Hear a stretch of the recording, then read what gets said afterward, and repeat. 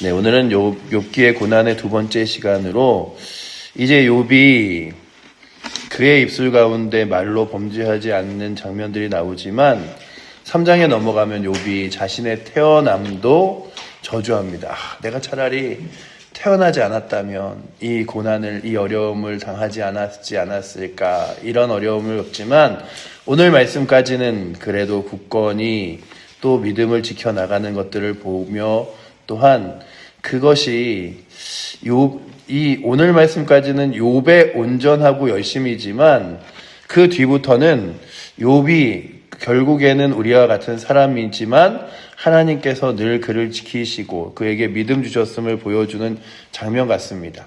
우리도 사람마다 다 인내력이 차이가 있고 사람마다 참을성과 성격과 성향의 차이가 있습니다. 그래서 누군가는 잘 버럭 화를 내는 사람도 있는가 하면 누군가는 잘 참는 사람도 때론 누군가는 좀 이렇게 늘 뒤로 물러서는 사람도 있는 법입니다. 그러나 사람은 똑같이 늘 마치 사람에게서 변하지 않듯이 죄 가운데, 연약한 가운데, 부족함 가운데 있는 게 사람이라 늘 사람의 마음속에는 두려움이 그리고 연약함이 있습니다. 오늘 본문은 그렇게 욥이 믿음으로 그 많은 고난을 잘 이겨내고 그리고 그 욥을 칭찬하는 하나님 앞에서 다시 한번 사단이 이렇게 이야기하죠. 아니 사람의 몸을 친 것도 아니고 그 주변에 있는 것들을 치니 욥이 하나님 앞에서 그래도 믿음이 흔들리지 않았던 거지 그 자신, 육체 자신을 치면 그러면 괴로워서 하나님을 불평하고 떠날 거다. 그리고 또한 하나님 옆에 온전히 설 리가 없다. 이런 이야기를 합니다. 그리고 욥에게 하나님께서 한 번 더 욥의 생명만은 해하지 말고 그를 너의 마음대로 하라라고 사단에게 이야기하죠. 그러니 결국에는 사단이 또 욥을 뒤흔들기 시작합니다. 그를 뒤흔드는데 그 종기가 발바닥부터 머리끝까지 나서라고 이야기하는 장면과 함께 그가 질그릇 조각을 가져다가 몸을 긁고 있는데 그 뒤에 말씀들을 보면 피 흘린 곳을 개가 와서 핥기도 하고 그리고 그 종기로 인하여 그가 굉장히 괴로워하는데 이 장면들을 한번 생각해 봤어요. 얼마나 괴로웠을까. 온몸이 참지 못할 근지러움에 그리고 또한 종기에 긁으면은 피가 나고 피가 나면은 또 따갑고 그럼 또 근지럽고 하는 일들 있잖아요. 요즘에 아이들이 아토피에 걸리기만 해도 피부병에 걸리기만 해도 너무나 괴로운데 그 괴로움이 발끝에서 머리끝까지 모든 시간 그러고 있어서 그를 조금 낫게 하겠다고 제 가운데 뒤집어 쓰고 그리고 질그릇 조각으로 자신의 몸을 긁고 있는 얼마 전까지만 해도 가장 큰 부자였고 10명의 자녀로 인하여 행복하였고 그랬던 그의 모습이 그렇게 고난과 괴로움과 어려움 앞에 서자 가장 먼저 이 순간 가운데 두 손을 든 게 누구냐면 그의 아내입니다. 그의 아내가 이렇게 이야기하죠. 차라리 하나님을 저주하고 죽어라. 그러면서 그를 떠납니다. 9절에 보시면 그의 아내가 그에게 이르되 당신이 그래도 자기의 온전함을 굳게 지키겠느냐. 하나님을 욕하고 죽으라 라고 이야기하죠.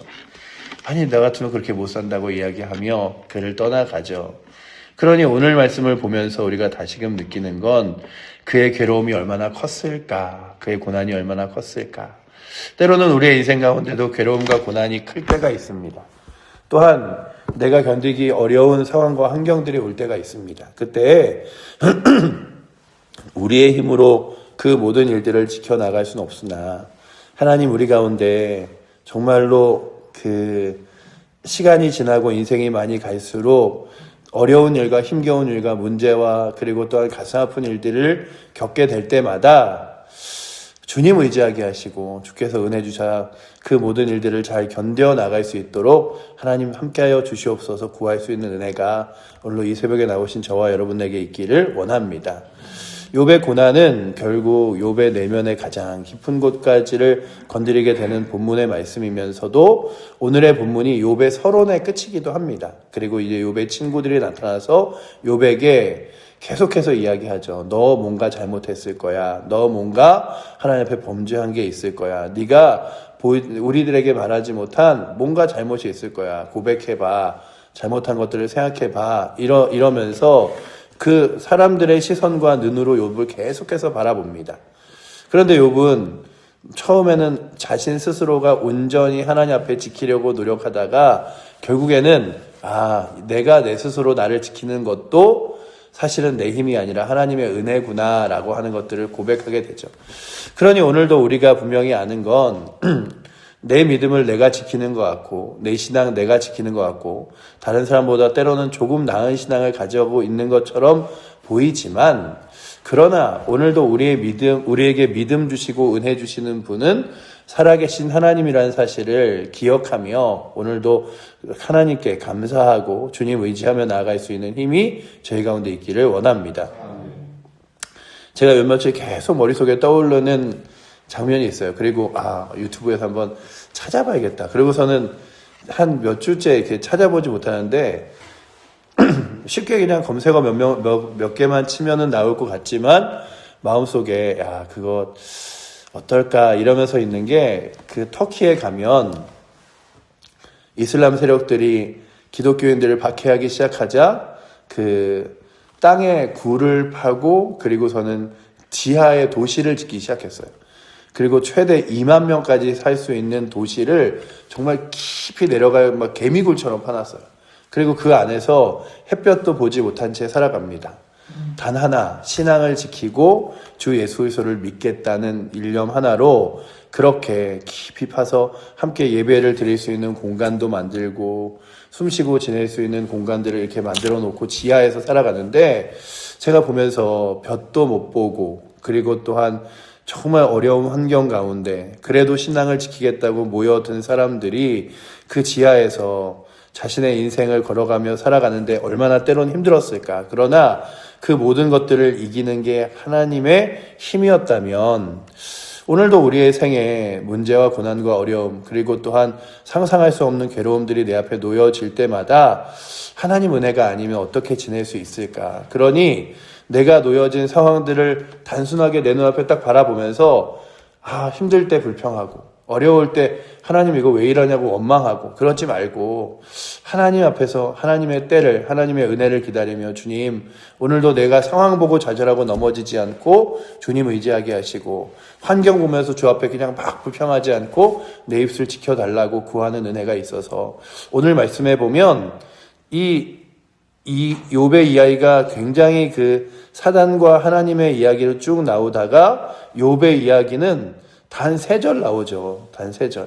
그 4절 정도 나오는데 그의 발바닥부터 정수리까지 종기가 나게 사단이 한 이후에 욥이 몸을 이렇게 그 질그릇으로 긁으며 죄를 덮은 이야기 7절.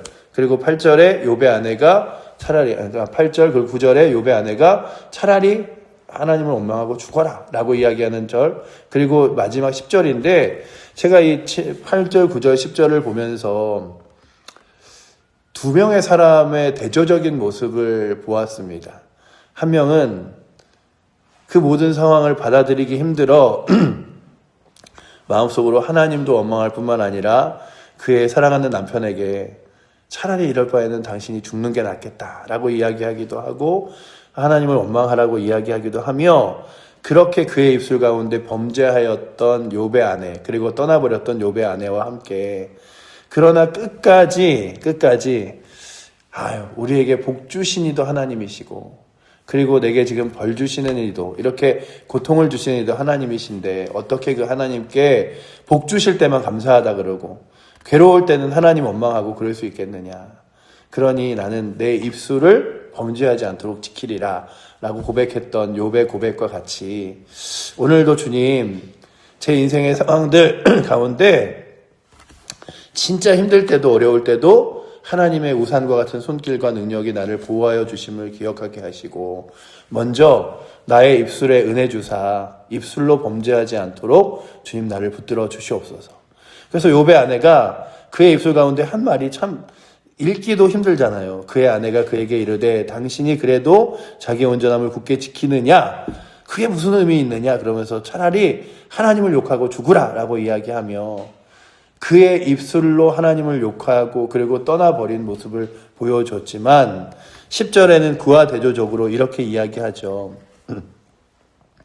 우리가 하나님께 복을 받았은즉 화도 받지 아니하겠느냐 하고 이 모든 일에 욥이 입술로 범죄하지 아니하니라. 그러면 오늘도 주님, 우리의 환경과 상황과 여건은 늘 감사와 은혜로 가득 채워질 수는 없으나 주님, 나로 하여금 내 입술로 범죄하지 않게 하여 주셔서 내 입술이 불평하거나 내 입술이 죄를 그리고 원망을 악한 말들을 하지 않도록 주여 오늘도 내 입술을 지켜주시옵소서. 왜냐하면 입술의 말이 그냥 단순하게 입술의 말이 아니라 그 입술의 말이 고백이 되고, 우리가 그렇잖아요. 기도가 입술의 말이잖아요. 그러나 그 기도를 누가 들으시냐 하면 하나님이 들으시는 거잖아요. 그리고 그 기도를 누가 응답하시면 하나님이 응답하시는 거잖아요. 때로는 네가 네 이웃의 집에 가서 그를 위하여 복을 빌라. 그래야면 그에게 그 복이 받을 그릇이 되지 못하면 다시 너에게 주겠노라 말씀하기도 하시죠. 그러니 오늘도 우리 가운데 내 입술이 늘 악하고 저주스럽고 죄악된 말을 뿜어내지 않도록 주여 나의 입술을 지키사 입술로 범죄하지 않게 하여 주셔서 한마디 할 때도 늘 주님, 내가 이 말을 하는 것이 옳습니까 아닙니까를 돌아보고, 늘 사실 하루를 살고 돌아보면 가장 아쉬운 것들 중에 하나가 그거잖아요. 아유, 내가 그렇게 말하지 말걸. 아유, 그런 말 하지 말걸. 아유, 괜히 거기서 그 자리에서 그 말했다. 이런 거잖아요.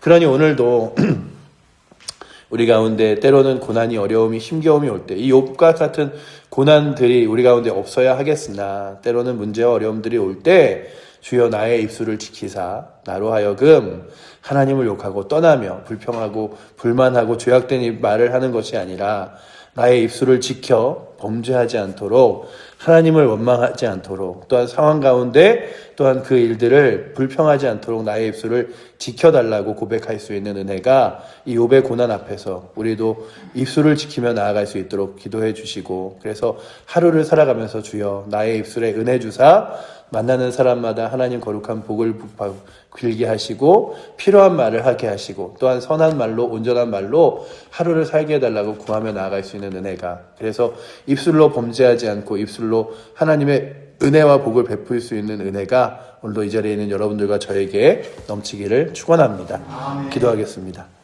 사랑의 하나님, 욥의 고난을 봅니다. 뜻하지 않은 고난으로 그가 자신의 육체까지도 큰 괴로움 앞에 서 있을 때에 아버지 하나님, 그의 아내가 하나님을 욕하고 죽으라 하며 그를 떠나고, 그리고 아버지 하나님 불평하였던 모습과 또한 대조적으로 끝까지 그 입술에 범죄하지 아니하며 하나님을 바라봤던 욥을 봅니다. 주님, 오늘도 우리의 말들을 다 들으시는 주님 앞에서 우리의 입술이 오늘도 범죄하지 않도록 하나님 우리의 입술을 지켜주시고 주의 은혜와 선한 말을 채워주시며 기도할 때 그 기도를 들어 응답하시는 주님께서 또한 하나님 의지하며 아버지 입술을 지킬 때에 그 지킨 입술들을 통하여 또한 복 내리고 함께 하심을 기억하며 나아갈 수 있도록 붙들어 주셔서 오늘도 저희가 온전할 수는 없으나 아버지 하나님 우리의 입술로 하나님의 선하심을, 그리고 또한 우리의 삶을 감사하며 또한 죄악된 길에 죄악된 입술로의 말들을 세우지 않도록 주여 우리의 입술을 지키사 오늘도 입술이 또한 하나님 앞에서 범죄하지 않도록 이끌어 주시옵소서. 그렇게 이 하루를 살게 하시고 또한 주님 의지하게 하실 주님을 붙들며 살아계신 예수 그리스도의 이름으로 기도드립니다. 아멘. 하늘에 계신 우리 아버지여, 이름이 거룩히 여김을 받으시오며 나라의 마옵시며 뜻이 하늘에서 이루는 것 같이 땅에서도 이루어지리이다. 오늘날 우리에게 일용할 양식을 주옵시고 우리가 우리에게 죄 지은 자를 사하여 준 것 같이 우리의 죄를 사하여 주옵시고 우리를 시험에 들게 하지 마옵시고 다만 악에서 구하옵소서. 대개 나라와 권세와 영광이 아버지께 영원히 있사옵나이다. 아멘.